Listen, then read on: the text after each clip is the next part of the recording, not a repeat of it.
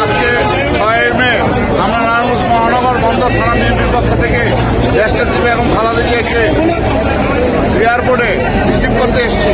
আজকে দীর্ঘ 4 মাস পর ট্রিটমেন্ট শেষে বাংলাদেশে আসছে জুবাইদুর রহমান এবং খালেদা জিয়া সাবেক প্রধানমন্ত্রী। আমরা তাদেরকে অভিনন্দন জানাই এবং শুভেচ্ছা জানাই।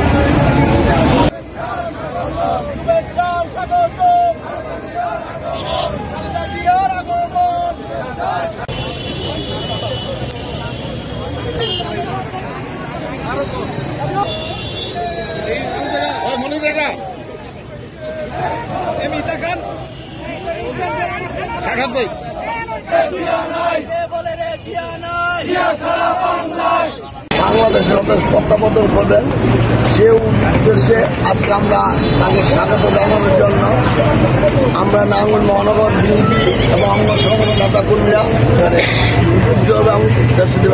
স্বাগত জানাবো। বহু প্রতীক্ষিত আমাদের নেত্রী দেশনেত্রী বেগম খালেদা জিয়া দীর্ঘ চিকিৎসা শেষে সুস্থ শরীরে আজকে আমাদের মাঝে আসবেন। আমরা সেই জন্য নারায়ণগঞ্জ মহানগর বিএনপি প্রতিটা স্তরের নেতাকর্মী অঙ্গ সংগঠনের নেতাকর্মী আমরা তাকে সংবর্ধনা জানানোর জন্য তাকে স্বাগত জানানোর জন্য আমরা এয়ারপোর্ট যাচ্ছি এবং তারই অংশ হিসাবে দেশনেত্রী বেগম খালেদা জিয়াকে দীর্ঘদিন জেলে রেখেছে। শুধু জেলে রেখে ক্ষান্ত হয়নি, তাকে ফুড পয়জিং দিয়ে তাকে হত্যা করার চেষ্টা করা হয়েছে।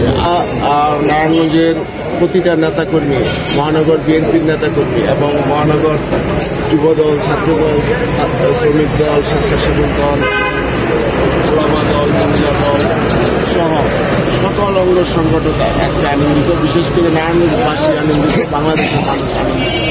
আমরা চাই বেগম খালেদা জিয়া আমাদের মাঝে আসবে, আমাদের হাল ধরবে এবং দেশে একটি সুষ্ঠু গণতান্ত্রিক রাজনৈতিক চর্চা এই বাংলাদেশে গড়ে উঠবে এবং সেই সুষ্ঠু রাজনৈতিক চর্চার মাধ্যমে এই দেশে গণতন্ত্র প্রতিষ্ঠিত হবে, এই বাংলাদেশের মানুষের ভোটের অধিকার প্রতিষ্ঠিত হবে। এটাই আমাদের প্রত্যাশা।